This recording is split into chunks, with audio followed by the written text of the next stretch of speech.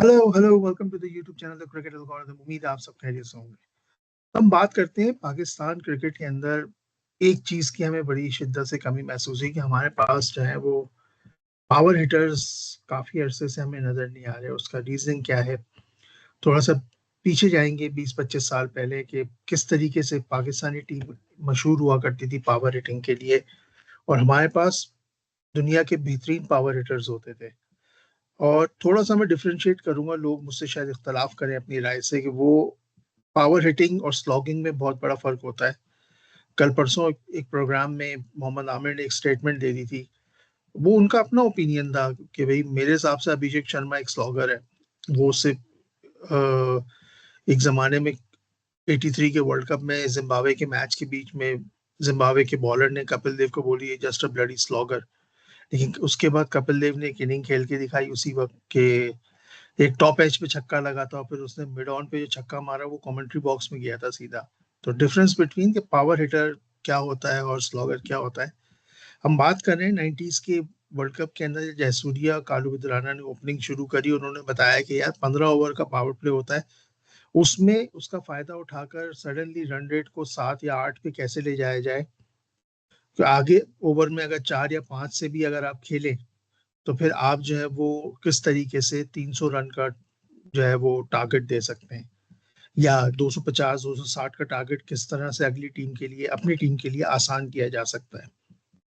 This set it up. लेकिन 99 world cup के अंदर एक डिफरेंट चीज आई जो पाकिस्तान ने इंट्रोड्यूस की। 99 वर्ल्ड कप में पाकिस्तान हर मैच में बैटिंग करते हुए स्ट्रगल कर रहा था। पाकिस्तान पहली बैटिंग करता था, और पाकिस्तान के ओपनर्स पूरे टूर्नामेंट में सिर्फ एक या दो मैचेस में चले। सईद अनवर जो थे, सईद अनवर, शाहिद आफरीदी, मुख्तलिफ कॉम्बिनेशन ट्राई किए गए। सईद अनवर, शाहिद आफरीदी, सईद अनवर, वजाहतुल्लाह वास्ती। फिर मिडिल ऑर्डर में एजाज अहमद, इंजमाम, यूसुफ योहाना, ये ट्राई किए गए थे। और कह सकते हैं आप, मेरे ख्याल से और भी कोई, हमने सलीम मलिक को भी कुछ मैचेस में हमने ट्राई किया था, लेकिन नॉट परमानेंटली। यूसुफ योहाना वहाँ, मोहम्मद यूसुफ जो कि आप हैं, उनको किया था। लेकिन हमारा Abdul Razzaq was tried one down on that number 4 पे एजाज, फिर इंजमाम, फिर यूसुफ। फिर उसके बाद कभी कभार सलीम मलिक को भी डाला गया। लेकिन हमारा जो लोअर मिडिल ऑर्डर था उस दौर में वो सबसे खतरनाक था। मैं थोड़ा सा पीछे लेके जाऊंगा कि पहला मैच वेस्ट इंडीज का 29 पे 4 या 5 आउट हो गए थे हमारे। उसके बाद मोइन खान की पार्टनरशिप लगती है, फिर उसके बाद यूसुफ याना के साथ, और उसके बाद फिर अजहर महमूद आते हैं। अजहर महमूद के बाद वसीम अकरम आते हैं, and they pulled it up. हम, मुझे अब तक याद है, शायद थोड़ा बहुत, if I am not wrong, 140 run थे या 135 रन थे। 40 ओवर है पाकिस्तान के और 5 आउट थे। जब पाकिस्तान ने क्लोज किया तो 228 रन थे पाकिस्तान के। तो ऑलमोस्ट 80-90 रन बनाए थे पाकिस्तान ने। ये मैं 25-26 साल पहले की बात कर रहा हूँ, बहुत बड़ी बात होती थी। अब जो है, फिर यही मिडिल ऑर्डर हमारा कंटिन्यू हुआ। फिर रजाक वन डाउन से जो है वो 2003 तक रजाक वन डाउन खेलते रहे। लेकिन फिर वसीम भाई रिटायर हो गए, और इस तरह से मिडिल ऑर्डर में हमारे पास, लेकिन लोअर मिडिल ऑर्डर में यूनुस खान को इंट्रोड्यूस किया गया। शुरू में यूनुस खान 6 नंबर पे भी बैटिंग करके दिखाई है। मुझे उनका डेब्यू याद है, श्रीलंका के खिलाफ उन्होंने कराची में किया था। मैं उस मैच में था, मैं, मुझे पता भी नहीं था कौन प्लेयर है। और उसने बड़ी क्विक फायर 40 रन की इनिंग खेली थी। हम मैच हार गए थे, लेकिन वो इनिंग याद थी मुझे। उसने बहुत खूबसूरत इनिंग खेली थी। उपल चंदाना को जो उसने कट मारे थे और स्वीप मारे थे, वो मुझे आज तक नहीं भूलते नेशनल स्टेडियम के अंदर। तो ये क्लास थी जो है लोअर मिडिल ऑर्डर की पाकिस्तान की। फिर हमारे पास शाहिद आफरीदी थे, वो ओपनर से कुछ जगहों पे नीचे बैटिंग करने के लिए लाया गया जब तौफीक उमर वगैरह ओपनर होने लग गए थे। तो शाहिद आफरीदी होते थे, अब्दुल रजाक होते थे, अजहर महमूद बीच में फिर चले गए थे। फिर मोइन खान की जगह कामरान अकमल को इंट्रोड्यूस किया। लेकिन यार ये प्लेयर वो होते थे जिनको पता होता था कि यार हमने, T20 उस वक्त नहीं था, ओडीआईज होते थे, तो उनको पता था कि यार हमें 6-7 ओवर ही मिल गए, हमने 70 रन खड़े कर देने, और उनके लिए मसला नहीं है। वीरेंद्र सहवाग ये कहता है कि इंजमाम को मैं दुनिया का सबसे बड़ा मिडिल ऑर्डर प्लेयर मानता हूँ। उसका रीजन सिर्फ वो ये कहते हैं कि यार आज से 20 साल पहले भी वो बंदा कहता था 10 ओवर में 80-90 बड़े आराम से बन जाएंगे, जब हम तस्वुर भी नहीं कर सकते थे कि यार इतना बड़ा टारगेट होगा। तो ये पावर रेटिंग की क्लास होती थी। इसे हम पावर रेटिंग कहते हैं कि जब आप करते। पाकिस्तान स्लॉगर है हमारे पास इस वक्त टीम में। फिर हम कंटिन्यू करेंगे 2007 में हमारे पास मिडिल T20 वर्ल्ड कप में खैर हमारे पास प्लेयर्स होते थे उस वक्त, तो खैर मैं बात नहीं करूंगा, लेकिन लोअर मिडिल ऑर्डर में फिर शाहिद आफरीदी एक कंटिन्यूस मेंबर बनने लगे, मिसबा नंबर 5 से एक अच्छी हिटिंग प्रोड्यूस करने लग गए थे हमारे पास, बीच में हम और भी प्लेयर आए। इन दोनों के जाने के बाद या इनके साथ साथ उमर अकमल आए थे। उमर अकमल को मैं हमेशा क्रेडिट देता हूँ कि वो वेस्ट किया गया टैलेंट, किसी भी वजह से किया गया, मैं उसकी डेप्थ में नहीं जाता, लेकिन उस बंदे के पास वो क्लास थी कि जो किसी वक्त भी किसी बॉलर को ग्राउंड के किसी भी हिस्से में फेंक देगा बॉल को नॉट प्लेयर को, बॉल को। अगर आपको याद नहीं आता तो आप ऑस्ट्रेलिया की 2010 के T20 वर्ल्ड कप की आप उसकी बैटिंग देख लें, आप इंडिया के खिलाफ 2011 वर्ल्ड कप में आप उसकी बैटिंग देख लें, टर्निंग ट्रैक पर उसने जिस तरह से 2 या 3 छक्के मारे थे, क्राउड पिन ड्रॉप साइलेंट हो गया था, वो एक गेंद अच्छी पड़ गई उसे, वो एक लॉस्ट टैलेंट था, लेकिन वो हिटर था, मैं उसे पावर हिटर मानता हूँ, वो किसी वक्त भी कुछ कर सकता था। तो 15 में हमारे पास कुछ नहीं था, फिर आहिस्ता आहिस्ता हमने इनिंग बिल्ड करना शुरू करी है, हमारे पास मुख्तलिफ नाम आते रहे, लेकिन कोई भी परमानेंट नहीं था। बीच में 2017 चैंपियंस ट्रॉफी में हफीज ने एक बहुत अच्छी इनिंग खेली थी फाइनल के अंदर, और नजर आ रहा था कि हफीज एक विलिंगनेस है, एक छक्के भी मारना। इमाद वसीम ने थोड़े अरसे के लिए हमें वो सपोर्ट दी उस मामले के अंदर। 21 में हमारे पास आसिफ अली है, मैं उन्हें पावर हिटर नहीं कहूंगा, लेकिन हाँ वो कैन, लेकिन हमें पावर हिटर वो होता है जो अगले 5 या 7 ओवर के अंदर आपको 200 या 250 की स्ट्राइक रेट से रन करके दे। आई डोंट नो इतने लॉन्ग अरसे तक पाकिस्तान के पास पावर हिटर क्यों नहीं आ रहे हैं। हमारे पास स्लॉगर बहुत अच्छे हैं, हमारे पास इस वक्त पूरे नंबर 1 से लेके नंबर 7 तक स्लॉगर्स बहुत अच्छे मौजूद हैं।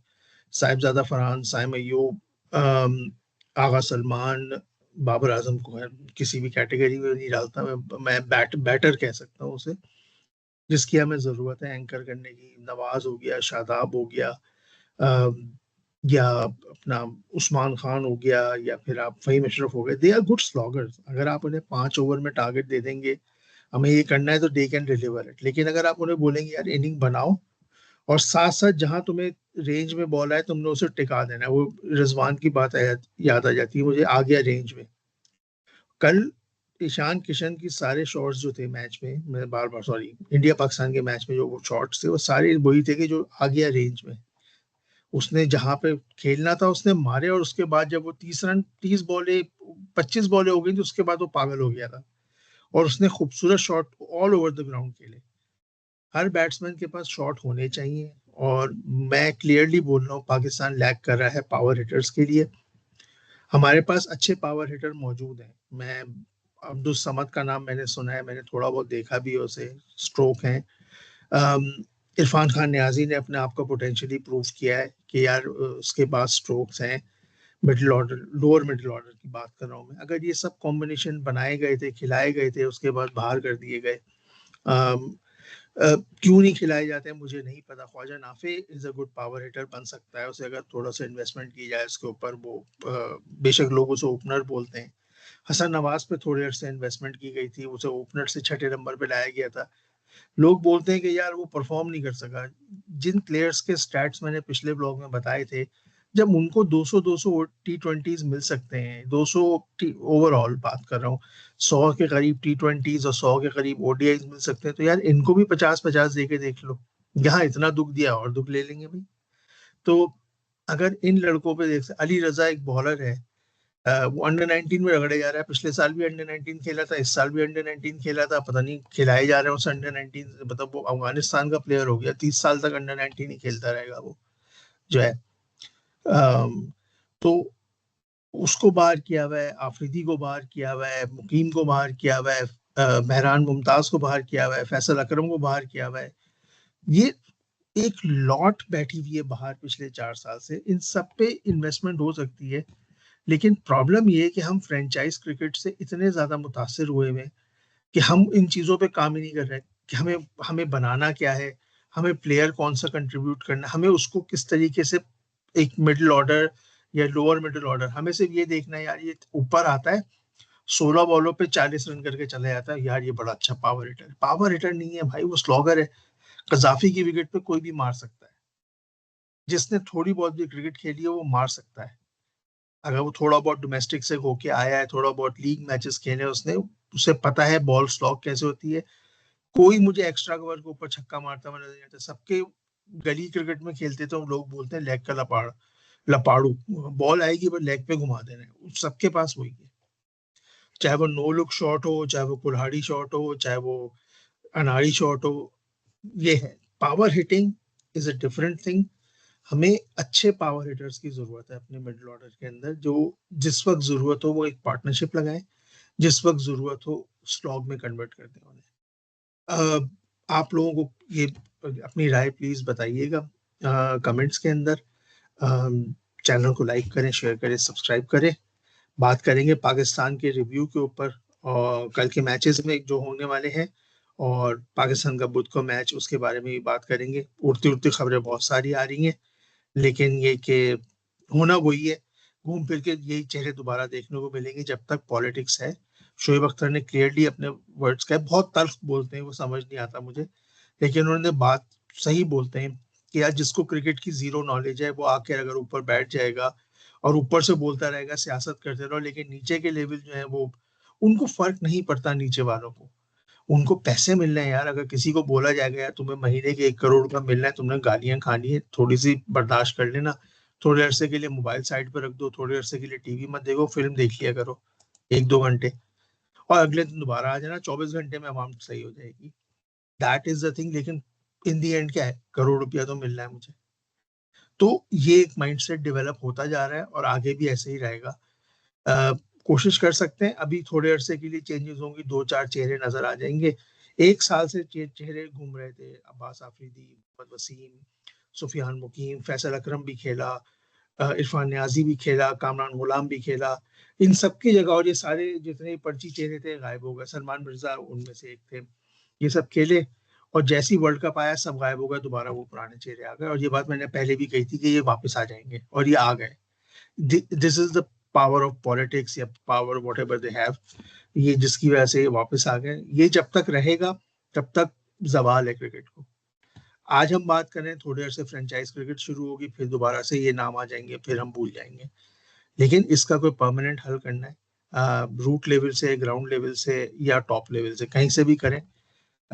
आप लोग प्लीज अपनी राय का इजहार करें, अपना ख्याल रखें, चैनल को लाइक करें। Thank you, bye.